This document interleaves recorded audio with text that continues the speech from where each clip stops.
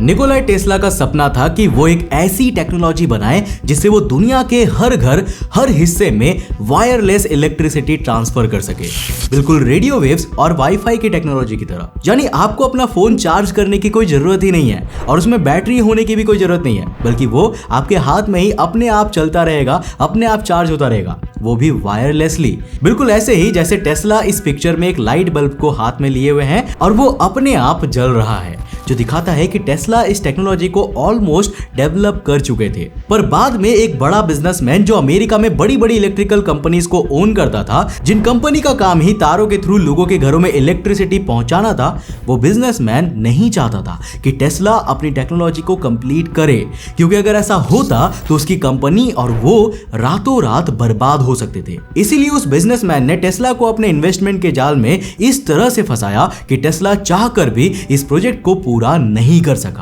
आखिर कौन था वो बिजनेसमैन और उसने टेस्ला को वायरलेस इलेक्ट्रिसिटी ट्रांसफर टेक्नोलॉजी बनाने से रोका कैसे? आज के इस वीडियो में हम इसी के बारे में बात करने वाले हैं। तो हेलो गाइस, मैं हूं कौशिक और चलिए शुरू करते हैं एक और नए एपिसोड को। तो दोस्तों, इससे पहले आप लोग ये टाइप करने लगो कमेंट्स में कि वायरलेस इलेक्ट्रिक ट्रांसफर बस एक मिथ है, उससे पहले मैं आपको ये बता दूं कि छोटे लेवल पर इलेक्ट्रिक चार्ज को वायरलेस ट्रांसफर करना काफी सिंपल साइंस है, जो कि हम सब ने अपने बचपन में काफी बार किया भी है। जैसे अगर मैं इस बलून को अपने बालों में रब करके इस पेपर के करीब ले जाता हूं ना, तो ये पेपर मूव होता है, क्योंकि उसे रब करने के कारण हमारा बलून नेगेटिवली चार्ज हो जाता है, जबकि ये पेपर पॉजिटिवली चार्ज्ड है। लेकिन जीनियस निकोलाई टेस्ला का प्लान इससे काफी बड़ा और काफी कॉम्प्लेक्स था। तो दोस्तों, ये है टेस्ला टावर, जिसे वार्डन क्लाइफ टावर भी कहा जाता था। इसे टेस्ला ने साल 1901 के दौरान अमेरिका के लॉन्ग आइलैंड में बनाया था, जिसका काम इलेक्ट्रिसिटी को पृथ्वी के वातावरण और जमीन के जरिए पूरी दुनिया में फैलाना और वायरलेसली पहुंचाना था। इलेक्ट्रिसिटी को वायरलेसली ट्रांसफर करना टेस्ला की लाइफ का सबसे बड़ा ड्रीम प्रोजेक्ट था। साल 1890s के दौरान टेस्ला ने इलेक्ट्रिक चार्ज एंड अर्थ की नेचुरल फ्रीक्वेंसी पर एक्सपेरिमेंट करने शुरू कर दिए, क्योंकि टेस्ला का यह मानना था कि अगर किसी सही फ्रीक्वेंसी पर अर्थ की फ्रीक्वेंसी के साथ मैच करके उसमें अल्टरनेटिव करंट इंजेक्ट किया जाए, तो अर्थ में जाने वाले ये चार्ज अर्थ की नेचुरल फ्रीक्वेंसी के साथ मिलकर एम्पलीफाई होगा और पूरी पृथ्वी में फैल जाएगा, जिसे पृथ्वी के अलग अलग कॉन्टिनेंट्स में इसी तरह के टेस्ला टावरों को लगाकर उस चार्ज को वापस से यूज किया जा सकेगा। और टावर के ऊपर लगे डिवाइसेस के जरिए उन्हें पृथ्वी के वातावरण में मौजूद इलेक्ट्रिसिटी कंडक्टिविटी लेयर के जरिए वायरलेसली हमारे घरों में लगे इलेक्ट्रिक डिवाइसेस तक भेजा जा सकेगा, बिल्कुल उसी तरह से जैसे आज के मोबाइल टावर्स काम करते हैं। बस यहाँ पर फर्क इतना है कि यहाँ रेडियो मोबाइल सिग्नल नहीं, बल्कि इलेक्ट्रिसिटी ट्रांसफर की बात हो रही है। तो देखो, टेस्ला का ये प्रोजेक्ट साल 1872 के टाइम में आई मैहलन लूमिस थियरी से काफी इंस्पायर्ड था, जिस थियरी के मुताबिक पृथ्वी की एक एटमॉस्फेयर लेयर ऐसी है जो इलेक्ट्रिसिटी के लिए हाईली कंडक्टिव है, और टेस्ला ने अपने एक्सपेरिमेंट्स के जरिए इस एटमॉस्फेरिक लेयर के जरिए वायरलेस इलेक्ट्रिसिटी ट्रांसफर अचीव कर लिया था, जिसके कई प्रूफ्स हमें टेस्ला द्वारा ही प्रोवाइड किए गए। फॉर एग्जांपल, साल 1899 में टेस्ला ने अपनी इस तरह की कई पिक्चर्स खिंचवाई जिसमें वो हाथ में जलते बल्ब को लेकर खड़े थे, मानो उस बल्ब को हवा में इलेक्ट्रिसिटी मिल रही हो। अब इसके अलावा कई एक्सपेरिमेंट्स ऐसे भी थे जिनके कोई पिक्चर्स तो नहीं है, लेकिन उनके बारे में कई आर्टिकल्स में लिखा जरूर गया है। जैसे टेस्ला के एक एक्सपेरिमेंट में उन्होंने टेस्ला टावर से कई किलोमीटर दूर जमीन में 200 बल्ब को टेस्ला टावर के जरिए ग्राउंड से इलेक्ट्रिसिटी भेजकर जलाया था। टेस्ला को पूरी तरह यकीन था कि वंडर क्लाइफ टावर के जैसे टावर्स के जरिए वो केवल अमेरिका ही नहीं बल्कि पूरी दुनिया में वायरलेस पावर ट्रांसमिशन करके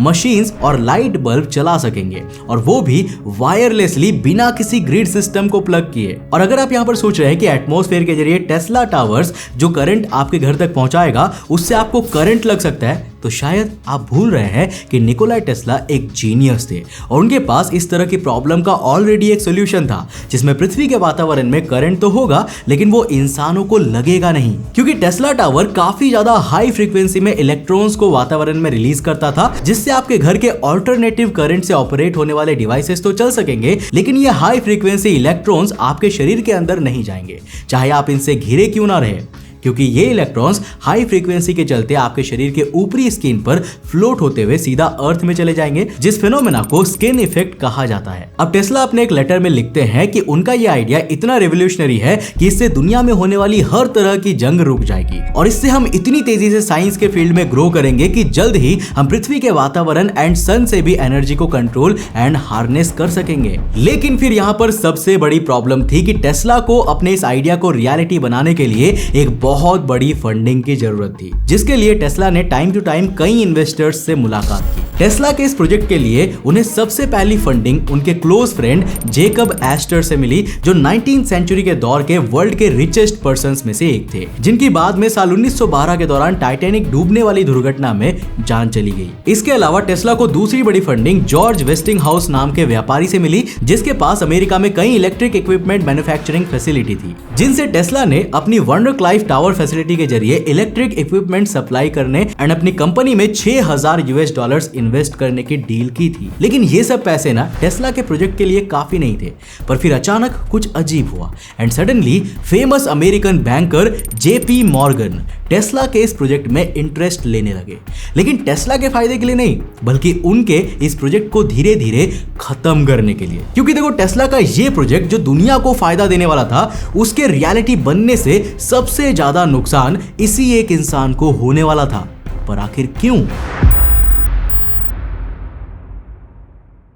मार्च 1901 जेपी मॉर्गन ने टेस्ला के साथ एक कॉन्ट्रैक्ट साइन करते हुए उनके पूरे प्रोजेक्ट को फंड करने की जिम्मेदारी ली और टेस्ला को उनके प्रोजेक्ट के लिए $1,50,000 देते हुए टेस्ला की कंपनी में पूरी तरह ओनरशिप खरीदते हुए ऑलमोस्ट 51% शेयर्स अपने नाम कर लिए, जो कि एक बहुत बड़ी डील थी। क्योंकि अगर आज इन्फ्लेशन एडजस्ट किया जाए तो ये रकम $5 मिलियन होगी, यानी इंडियन रुपीस में ऑलमोस्ट 40 करोड़ रुपए। अब इतने पैसे मिलने के बाद अब टेस्ला ने अपने सपने को रियलिटी बनाने पर काम शुरू कर दिया, जिसके लिए उन्होंने बहुत से जनरेटर ट्रांसफॉर्मर्स को खरीदना शुरू कर दिया और अमेरिका के लॉन्ग आइलैंड पर एक 200 एकड़ का फार्म खरीदा। यहाँ पर जब टेस्ला ने अपना प्रोजेक्ट शुरू किया था तो इसमें शुरुआत में काफी समय लगा और इस समय तक उनके कई कंपटीटर्स रेडियो सिग्नल्स को वायरलेसली काफी दूर तक ट्रांसफर करना शुरू कर चुके थे। जैसे कि दिसंबर 1901 में एक इटालियन साइंटिस्ट गुग्लियाल्मो मार्कोनी ने 3 क्लिक मोर्स कोड यानी लेटर एस को अटलांटिक महासागर के पार कनाडा के Saint John's Newfoundland city से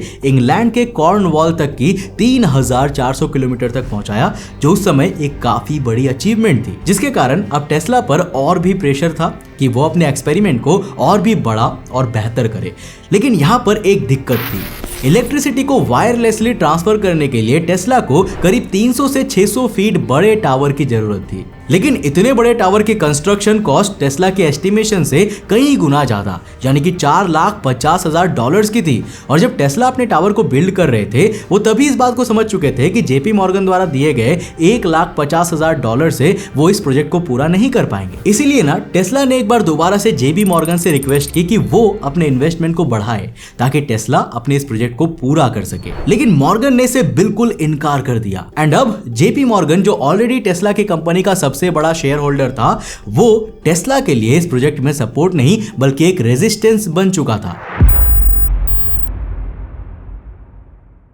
तो देखो, जेपी मॉर्गन ना जनरल इलेक्ट्रिक का भी मालिक था, जिस कंपनी का काम पूरे अमेरिका और दुनिया के कई अदर हिस्सों में इलेक्ट्रिसिटी से रिलेटेड इक्विपमेंट्स मैन्युफैक्चर करना एंड प्रोवाइड करने का था। साथ ही साथ मॉर्गन ने कई इलेक्ट्रिक वायर बनाने वाली कंपनी से लेकर रबर फैक्ट्रीज जो इन तारों के लिए इंसुलेशन बनाती थी और कई बड़े बड़े steel manufacturing facility and timber mills भी खरीदे हुए थे। ऑल्सो मॉर्गन के पास दुनिया भर में कई कोल माइंस भी थे और ये सारी की सारी कंपनी ना केवल एक ही चीज पर डिपेंडेंट थी, इलेक्ट्रिसिटी के वायर के थ्रू आपके घर तक पहुंचने पर। और अगर टेस्ला एक ऐसी टेक्नोलॉजी बना देते जो केवल वायरलेसली रेडियो सिग्नल्स की तरह इलेक्ट्रिसिटी आपके घर तक पहुंचा दे, तो इसमें से किसी भी कंपनी की अमेरिका या फिर दुनिया को कोई भी जरूरत नहीं होती। जिसका मतलब जेपी मॉर्गन की ये सब कंपनी टेस्ला के एक इन्वेंशन से पूरी तरह ठप पड़ सकती थी। थी। End of course JP Morgan ये नहीं चाहता था और इसीलिए दोस्तों जेपी मॉर्गन ने ना तो खुद टेस्ला के प्रोजेक्ट में और इन्वेस्ट किया और ना ही दूसरों को करने दिया,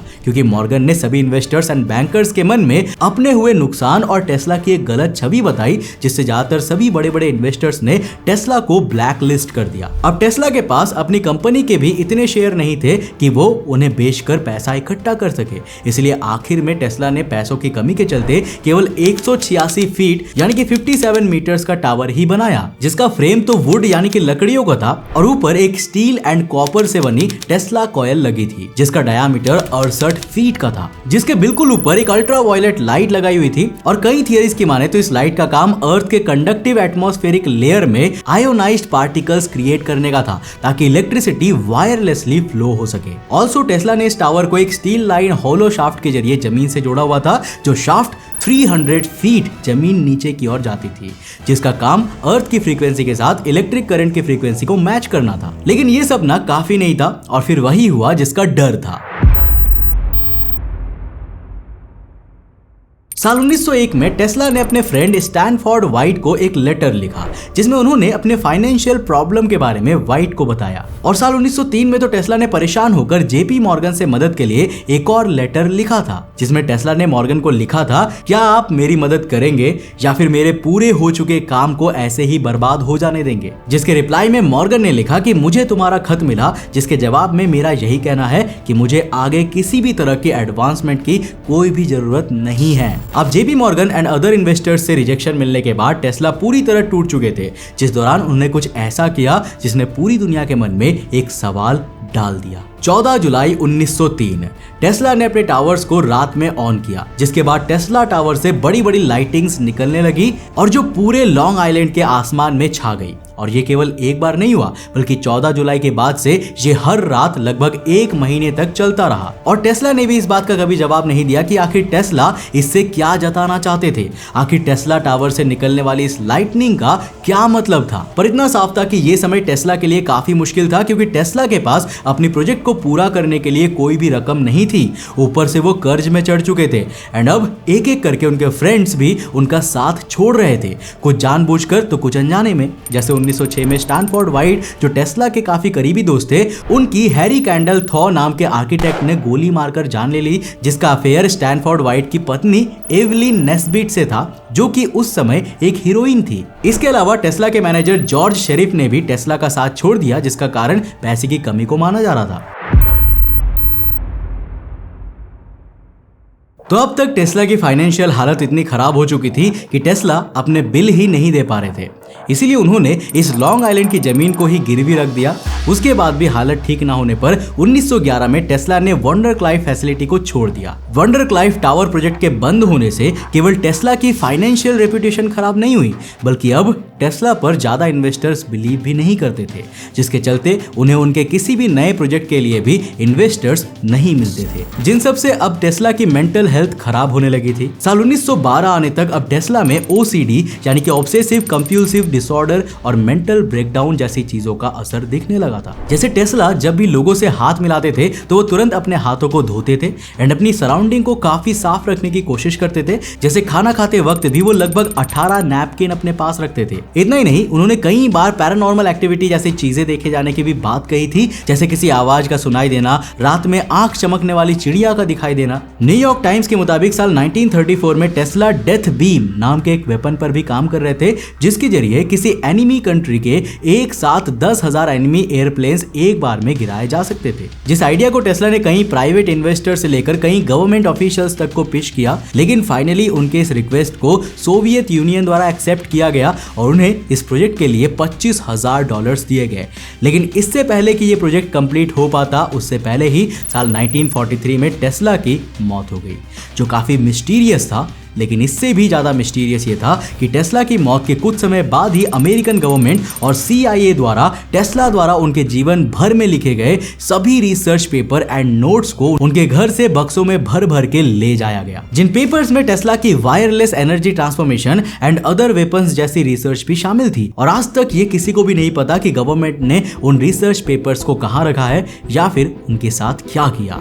तो ये थी टेस्ला की वायरलेस एनर्जी ट्रांसमिशन प्रोजेक्ट की एक ट्रैजिक एंडिंग। अब दोस्तों आखिर में मैं आपसे एक सवाल पूछना चाहूंगा कि आपको क्या लगता है कि अगर टेस्ला की ये वायरलेस टेक्नोलॉजी अगर आज हमारे पास होती तो आज की दुनिया कैसी होती? अपने इमेजिनेशंस मुझे नीचे कमेंट सेक्शन में लिखकर बताओ और साथ ही साथ ये सोचकर देखो कि आखिर उनका ये प्रोजेक्ट कितना ज्यादा कॉम्प्लेक्स था कि आज इतने सालों के बावजूद भी, करीबन एक दशक बीत जाने के बावजूद भी हम ऐसे किसी चीज को वापस से रीडेवलप नहीं कर पाए। अब आपको क्या लगता है, क्या इसके पीछे बड़े बड़े बिजनेस होल्डर्स ही छिपे हुए हैं जो कि ये चाहते ही नहीं है कि हम उस वायरलेस टेक्नोलॉजी को कभी ले सके? क्योंकि देखो बड़ी बड़ी कंपनीज है जो कि वायर मैन्युफैक्चर करती है, रबर को मैन्युफैक्चर करती है, इलेक्ट्रिसिटी को सप्लाई करती है, लेकिन अगर ये वायरलेस टेक्नोलॉजी आ जाए तो यार फ्यूचर वाकई में बदल सकती है। आपका क्या राय है मेरे इस विचार पर नीचे कमेंट सेक्शन में लिखकर जरूर बताना। अब अगर आपको ये वीडियो पसंद आई है तो इस वीडियो को लाइक करके अपने दोस्तों के साथ जरूर शेयर करना। अगर आप नए हो चैनल पे तो इस चैनल को सब्सक्राइब करने के साथ साथ नोटिफिकेशन बेल ऑन कर देना। अब अगर आपको ये वीडियो पसंद आई है तो आपको ये वीडियो जरूर देखनी चाहिए जिसमें हमने ये बात किया है कि आखिर पिरामिड्स कैसे वायरलेस एनर्जी को प्रोड्यूस किया करती थी और टेस्ला ने कैसे ये पता लगा लिया था कि पिरामिड्स असल में वो नहीं है, यानी कि वो कोई कब्र नहीं है जो हम सोचा करते हैं, बल्कि वो कुछ और ही है, कुछ बहुत ज्यादा एडवांस। पर कैसे? well, यहाँ पर क्लिक करो और इस वीडियो को जाकर देखो, बहुत ही ज्यादा इंटरेस्टिंग है। मैं मिलता हूं आपको नेक्स्ट एपिसोड के साथ, तब तक के लिए बाय, जय हिंद।